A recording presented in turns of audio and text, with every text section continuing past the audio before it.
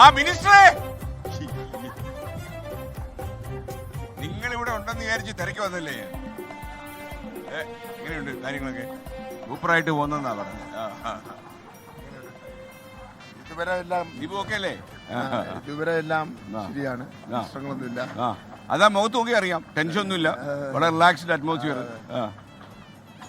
പിന്നെ ഈ 10-14,000 കുട്ടികളും അവരുടെ രക്ഷകർത്താക്കളും ടീച്ചർമാരും ബന്ധുക്കളും സ്വന്തക്കാരും നാട്ടുകാരും ഒക്കെ ഏതാണ്ട് ഒരു റൗണ്ട് ഔട്ട് 1,00,000 ആൾക്കാർ വന്നിറങ്ങുന്ന സ്ഥലത്ത് അവരുടെ ഭക്ഷണം, താമസ സൗകര്യം, അവരുടെ ട്രാവലിംഗ്, ട്രാഫിക് ബ്ലോക്ക്, ജഡ്ജസിനെ കൊണ്ടുവരൽ, ഇതെല്ലാം അവസാന നാളിൽ നമുക്കിനി 18-ാം തീയതി ഒരു 7 മണിയോടുകൂടി കുട്ടിപ്പാടും. അല്ല, ഒരുപാട് ജനങ്ങൾ പങ്കെടുക്കുന്ന പല പരിപാടികളും കേരളത്തിൻ്റെ അകത്ത് നിങ്ങൾ സംഘടിപ്പിച്ചിട്ടുണ്ട്.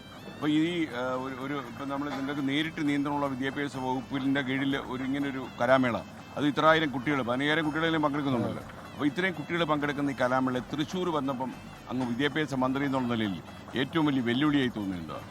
വെല്ലുവിളിയായിട്ട് തോന്നിയിട്ടില്ല. കാരണം ഞാൻ കോഴിക്കോട് നടത്തിയതാണ്, കൊല്ലത്ത് നടത്തിയതാണ്, തിരുവനന്തപുരത്ത് 9 നടത്തിയില്ലയോ?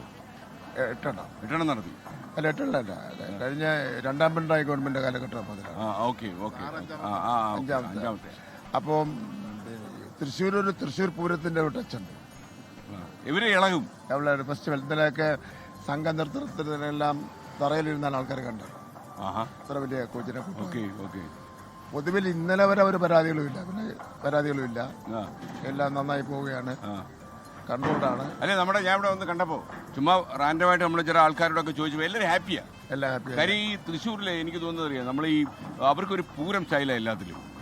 അവര് നമ്മള് ഒരു സിനിമ കണ്ടാൽ തന്നെ നമ്മളോട് ആരും ചോദിച്ചാൽ നമ്മൾ ഈ തിരുവിതാംകൂറിലൊക്കെ ജീവിക്കുന്ന ആൾക്കാർ കുഴപ്പമില്ല എന്നാ, എന്ത് കുഴപ്പം സിനിമയ്ക്കകത്ത്? അപ്പം ഇവിടുത്തെ അറിയില്ല, കലക്കിലെ പൊളിച്ചടിക്കുന്നേ എന്നേ അവർ പറയൂ. അവരങ്ങനെ ഒരു പടി കൂട്ടിയേ പറയും. അവര് പോസിറ്റീവാണ്. അവര് പോസിറ്റീവ്, വളരെ എക്സ്ട്രീംലി പോസിറ്റീവാണ്.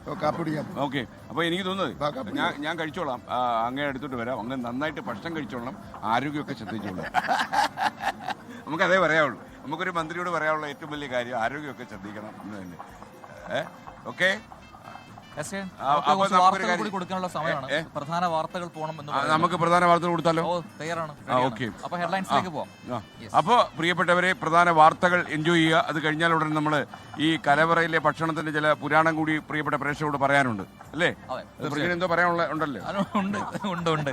ലോകത്തെവിടെയായാലും ഏത് സമയത്തും 24 വാർത്തകളും ഓഗ്മെന്റഡ് റിയാലിറ്റി പാക്കേജുകളും എക്സ്പ്ലെയിനറുകളും വിശദമായി കാണാൻ ഞങ്ങളുടെ യൂട്യൂബ് ചാനൽ നിങ്ങൾക്ക് സബ്സ്ക്രൈബ് ചെയ്യാം.